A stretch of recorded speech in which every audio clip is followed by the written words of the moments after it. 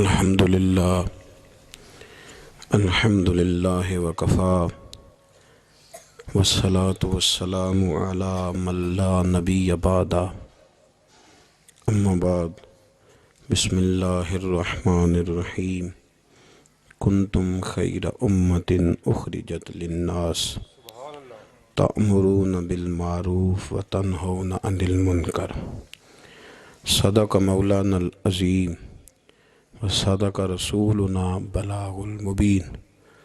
درود پاک پڑھیے۔ الصلاۃ والسلام علیک یا سیدی یا رسول اللہ وعلی آلک و اصحابک یا حبیب اللہ۔ حمد و صلاۃ کے بعد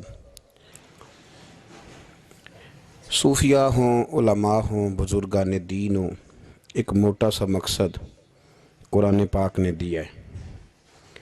مقصد یہ بیان فرمایا ہے کہ تم بہترین امت ہو، اخرجت للناس، تمہیں لوگوں کے بھلے کے لیے پیدا کیا گیا ہے۔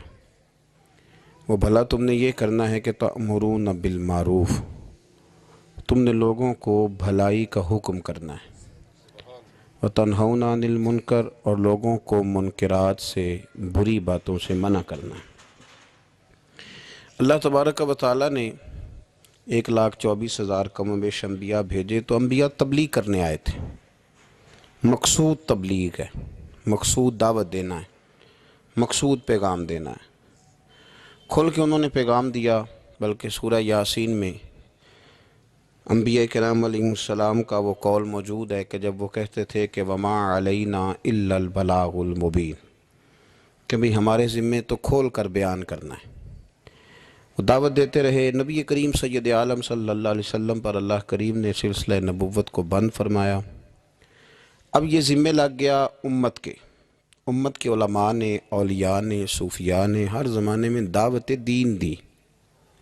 ایک ہی مقصد ہے، صرف دعوت دین دینا، فقط ایک مقصد، اس کے علاوہ کوئی دوسرا نہ مقصود ہے نہ اس کی کوئی ضرورت ہے۔ دعوت دین صوفی اپنی تکمیل کرتا ہے، اللہ سیکھتا ہے۔ وہ مختلف طریقے ہیں، نقشبندیہ ہے، چشتیہ ہے، سہروردیہ ہے، نوشائیہ ہے، قادریہ ہے، اپنے اپنے طریقوں کے مطابق صوفیاء ان کی تکمیل کرتے ہیں۔ پھر جب وہ مکمل ہو جاتا ہے، مکمل ہونے سے مراد یہ کہ اس کے جو رذائل ہوتے ہیں وہ دور ہو جاتے ہیں، فضائل شروع ہو جاتے ہیں، جھوٹ نکل جاتا ہے، بدی نکل جاتی ہے، بدنگاہی نکل جاتی ہے، حرام کھانا اسے تکلیف دیتا ہے۔ وہ نبی کریم علیہ السلام کے طریقہ مبارکہ کو پسند کرنے لگتا ہے۔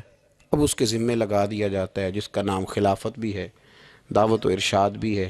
اب وہ آگے نکلتا ہے، دین کا پیغام دیتا ہے۔ باقی پھر آپ کو پتہ ہے کہ رش جب میلہ بہت بڑا ہو جائے تو اس میں کون کون کہاں سے آ کے کس کس روپ میں شامل ہو گیا پتہ کوئی نہیں چلتا۔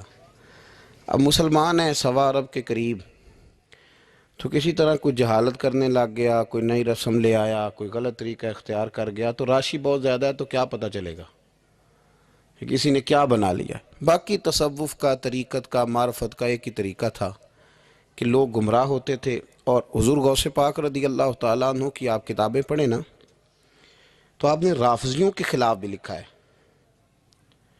اب تو کچھ بیچارے ایسے بھی صوفی ہیں نا جو کہتے ہیں کسی کو برا نہیں کہنا چاہیے، بلکہ ایک صوفی صاحب سے میری ملاقات ہوگی تو کہنے لگے کافر کو بھی کافر نہیں کہنا چاہیے، تو میں کہوں مسلمان کہہ لیے، پھر کافر کو کیا کہنا ہے جی؟ کافر کو بھی انہوں کی آکھی ہے، پھر آپ بتا دیں۔ قل یا ایہا الکافرون، اللہ فرماتے ہیں کہ محبوب آپ کہہ دیں او کافرو۔ تو جب قرآن کہتا ہے کہ کافر کو کافر کہو، تو کافر کو کافر ہی کہنا ہے، اسے مومن تو کہا نہیں جا سکتا، نہ وہ مومن ہے۔ میری بات کی سمجھ آ رہی ہے آپ حضرات؟ تو حضرت غوث پاک رضی اللہ تعالیٰ عنہ کی آپ کتابیں دیکھیں تو آپ نے باقاعدہ جو لوگ صحابہ کی بے ادبی کرتے تھے نا، ان کے خلاف لکھا ہے۔ اس زمانے میں ایک فرقہ تھا جبریہ اور قدریہ، وہ تقدیر کو نہیں مانتے تھے، صرف تقدیر کے منکر تھے، باقی نماز بھی پڑھتے تھے، روزہ بھی رکھتے تھے، زکوٰۃ بھی دیتے تھے، حج بھی کرتے تھے۔ کس کو نہیں مانتے تھے؟ وہ جو تقدیر ہے نا کہ اللہ نے لکھ دیا ہے، رزق بھی نصیب بھی، اس کے منکر تھے۔ تو حضور غوث پاک نے باقاعدہ ان کے خلاف تحریریں لکھیں، تقریریں فرمائیں۔ حضرت عبداللہ ابن عمر رضی اللہ تعالیٰ عنہ سے کسی نے کہا کہ حضرت صاحب وہ فلانا بندہ ہے، ساری دین کی باتیں مانتا ہے، صرف تقدیر کو نہیں مانتا۔ تو آپ فرمانے لگے اگر بیمار ہو گیا تو پتہ لینے نہیں جاؤں گا، مر گیا تو جنازہ پڑھنے نہیں جاؤں گا، نہیں جاؤں گا۔ اس لیے کہ دین کے ہر جز پر ایمان لانا دین ہے، کسی ایک کا بھی انکار ممکن ہے۔ تو یہ ہے کہ ہمارے بزرگان دین نے فتنے روز پیدا ہوتے تھے، انہوں نے اس کے خلاف جہاد کیا، کوشش کری، محنت کی۔ اعلیٰ حضرت بریلوی رحمۃ اللہ علیہ کے زمانے میں لوگ پیدا ہو گئے، انہوں نے بڑی بڑی عجیب باتیں سرکار کی ذات کے بارے میں کرنی شروع کر دیں۔ اگر اسی طرح کے صوفی ہوتے جس طرح کے صوفی پائے جاتے ہیں، کسی کو کچھ بھی نہیں کہنا، تو ٹھیک ہے۔ جو مولوی اپنی کتاب میں لکھ رہا تھا کہ نبی پاک کا علم جانوروں پاگلوں کی طرح، اس کو لکھنے دیتے، کسی کو کچھ کہنا تو ہے ہی نہیں، لکھنے دیتے، وہ بالکل چھٹی تھی۔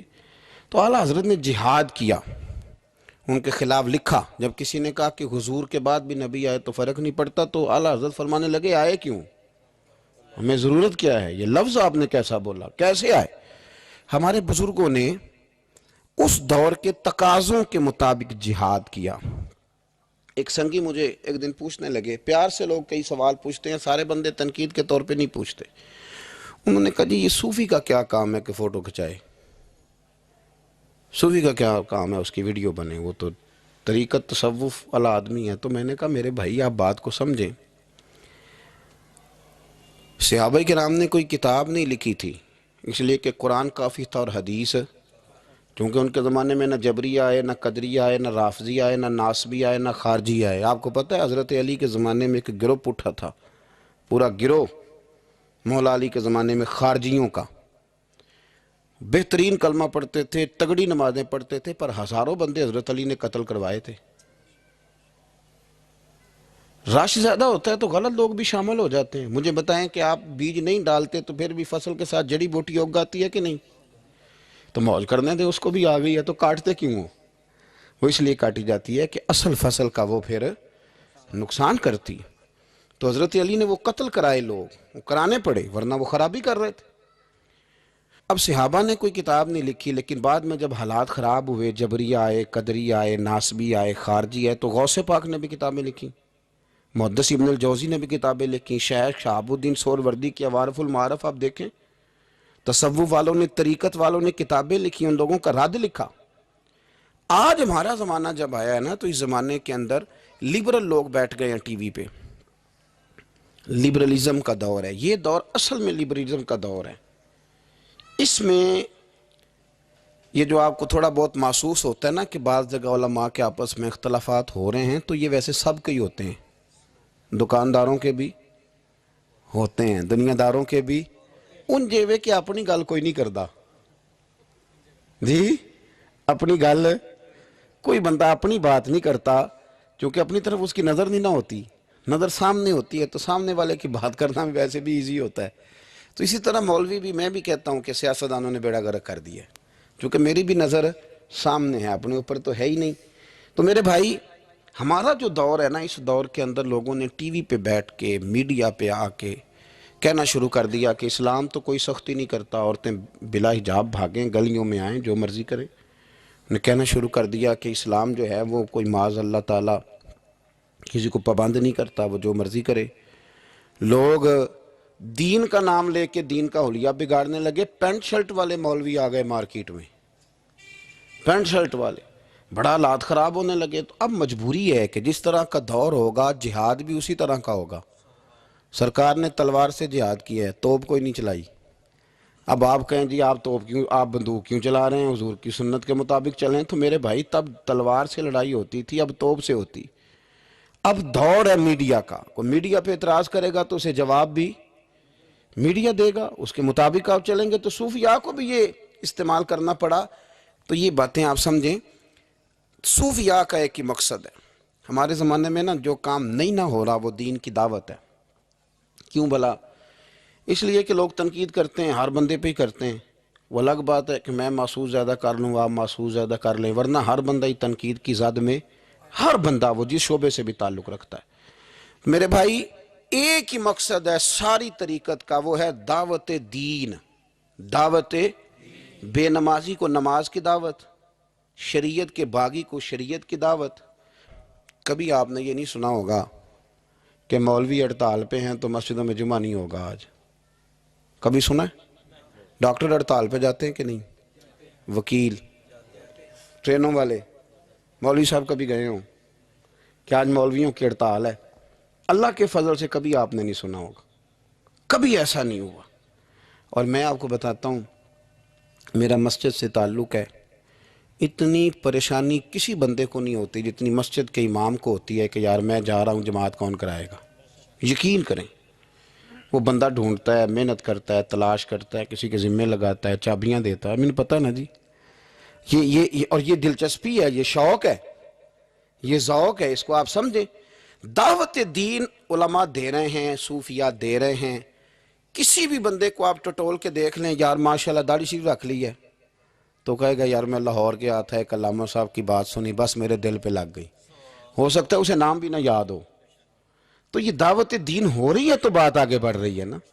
آج بھی کوئی سوشلزم کا ماننے والا، کوئی لبرل آدمی، کوئی کسی قسم کا بندہ مارکیٹ میں آ کے دین پہ اعتراض کرتا ہے۔ میں تھوڑے دن پہلے سائی والک یونیورسٹی میں گیا تو ایک بچہ کہنے لگا کہ پیر صاحب میں نے بات کرنی ہے تو آپ نے مجھے گستاخ کہنا ہے، تو اگر آپ نے گستاخ ہی کہنا ہے تو میں نہیں کرتا، تو آپ بتا دیں۔ میں نے کہا نہیں، آپ بات کریں، میں آپ کو گستاخ نہیں کہتا۔ کہنے لگا جی نبی پاک صلی اللہ علیہ وسلم کے زمانے میں غلامی ختم کیوں نہیں ہوئی؟ چاہیے تھا حضور کہتے آج کے بعد کوئی غلام نہیں، ختم کر دیتے، ختم کیوں نہیں ہوئی؟ بکتے رہے غلام، بلکہ حضرت علی کے زمانے تک غلام بکتے رہے۔ تو آپ کے پاس کیا جواب ہے؟ میں نے کہا اصل میں آپ رہتے ہیں ان لوگوں کے پاس جو بیچارے عشاء کی رکھتے بھی پوری نہیں بتا سکتے، تو اس لیے آپ کے اندر یہی بہام پیدا ہوا ہے۔ میں نے کہا میاں نبی پاک نے غلامی ختم کر دی؟ کہنے لگا جی نہیں، یہ میرے پاس ابن اسحاق کا حوالہ ہے، ابن حشام ہے، فلانی کتاب ہے، فلانی کتاب ہے۔ میں نے اسے کہا بچے آپ سمجھے نہیں، نبی کریم علیہ السلام نے نا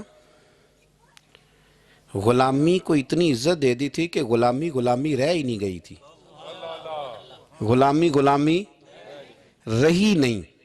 تو جب کسی چیز کا نام ہی ختم کر دیا جائے، اس کا وہ عہدہ ہی ختم۔ یہ جو لوگ تھوڑے سے اداروں سے انسلاک رکھتے ہیں وہ سمجھتے ہوں گے کہ سیٹ ہی اگر ختم کر دی جائے کوئی، تو اس سیٹ پر جو بندے موجود بھی ہوں تو وہ سیٹ ہی نہیں، سیٹ ہی کوئی نہیں۔ حضور نے دیکھے نا، حضرت ابو ذر غفاری فرماتے ہیں میں اپنے غلاموں کے بارے میں بڑا سخت تھا، لوگ مثال دیتے تھے کہ اگر پھر تمہارا وہی حال کریں جو ابو ذر اپنے غلاموں کا کرتا ہے۔ فرماتے میں جب کلمہ پڑھنے آیا تو بڑی نصیحتیں حضور نے فرمائیں، تو جب میں واپس جانے لگا تو ایک آواز دی، میں واپس لوٹا تو فرمایا ایک بات کا خیال رکھنا۔ یا رسول اللہ وہ کون سی؟ فرمایا اپنے غلاموں کے ساتھ اچھا سلوک کرنا۔ تو فرماتے میں نے فوراً عرض کی حضور کس طرح کا سلوک کروں، کس طرح کا؟ تو یہ ابن ماجہ میں، ابو داؤد میں، نسائی میں، مسند احمد میں، کیا خوبصورت انداز ہے۔ یہ جو بڑے انسانی حقوق کی تنظیموں پہ بات کرنے والے نا، پورے یورپ میں شور مچانے والے، وہ بڑے حقوق بیان کریں گے، سیمینار کریں گے، چارٹر لکھا جائے گا، ڈبیٹ ہوگی، ایوان اقبال میں سیمینار ہوگا، فلانی جگہ ہوگا، کچھ پلے نہیں پڑے گا۔ میرے نبی کے دو جملے، ختم ہو گئی ساری باتیں۔ رسول کریم علیہ السلام نے فرمایا جس طرح کا خود کھانا اس طرح کا غلاموں کو کھلانا، جس طرح کا خود پہننا اس طرح کا غلاموں کو پہنانا۔ ختم ہو گئی بات۔ او یار تھوڑا سوچے، میں نے بات کر دی، آپ نے سن لی، ذرا غور کرے۔ جس طرح کا خود کھانا، بلاؤ نا وہ حاجی صاحب جڑے بڑے نیک نے، جن دے کپڑے آپ پاندے نا، ان دا ملازم بھی انج دے ہی پاندا ہے۔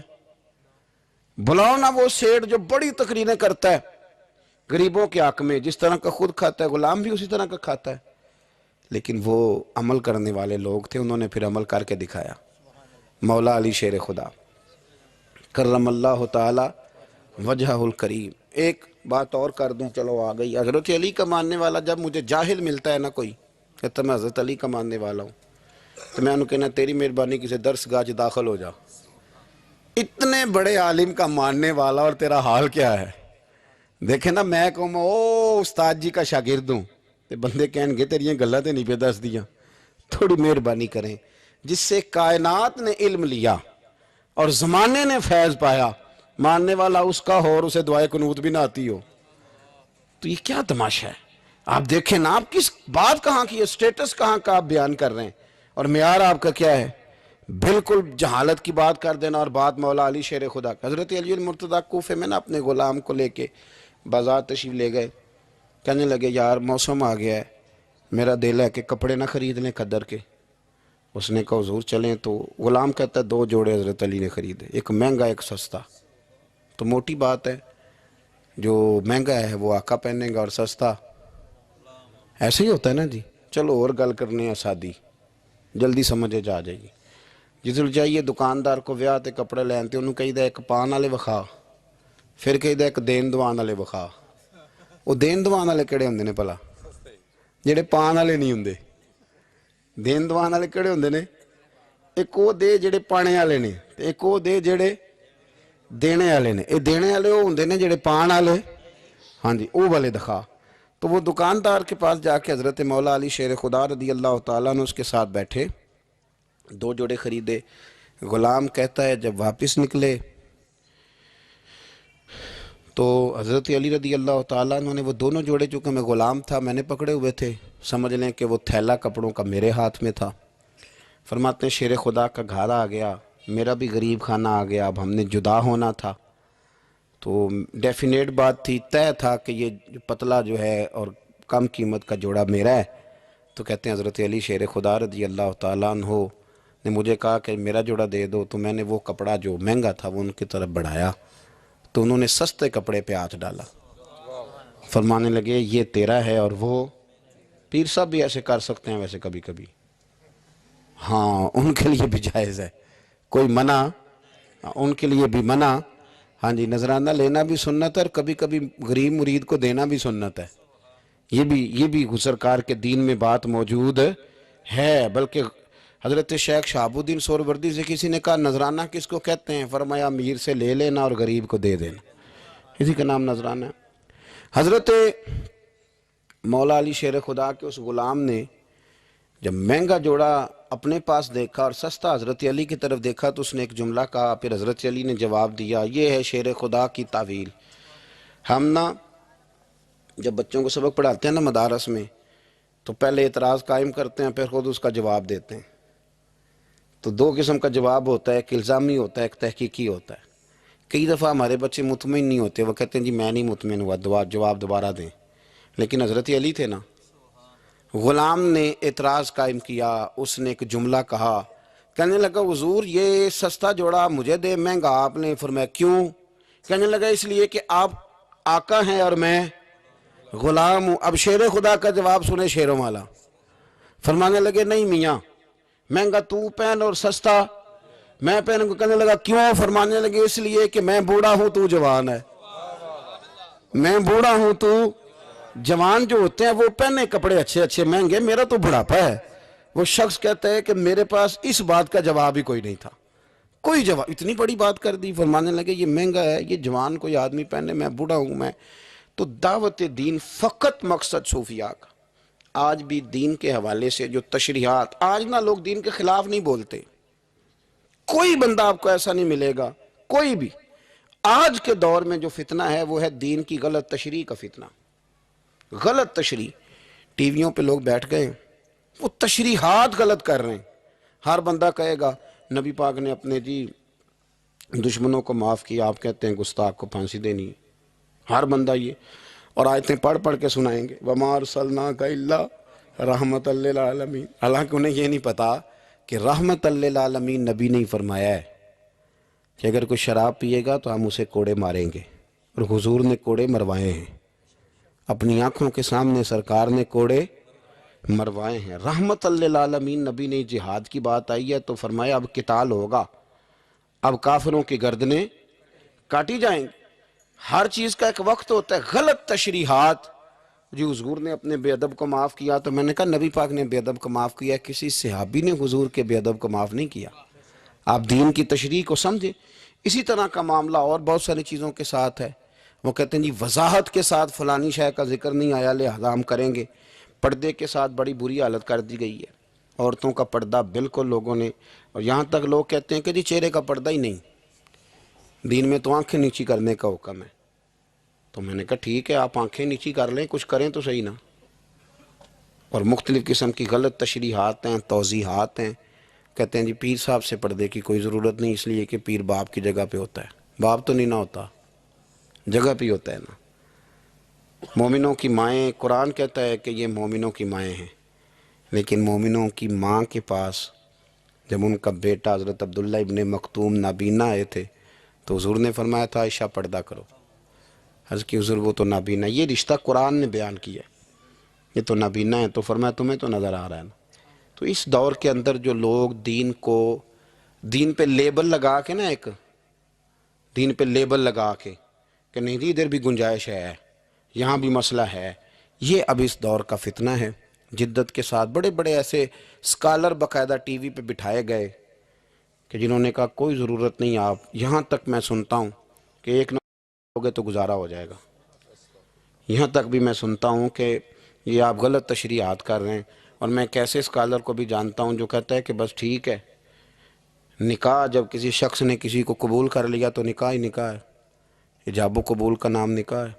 تو بڑے بڑے فتنے، بڑی بڑی آزمائشیں، اور وہ طبقات جو حاوی ہیں، جو پاورفل ہیں، جو مالدار ہیں، جن کا تسلط ہے، وہ دین کو غلط انداز میں پیش کرتے ہیں، آزاد رہنا چاہتے ہیں. میں بڑی دیر پہلے کا کہہ رہا ہوں، پھر کہتا ہوں، میرے ملک سے لے کر پورے عرب تک، اب تو سعودی عرب کے اندر بھی عورتوں کو بڑی چھٹیاں مل گئی ہیں.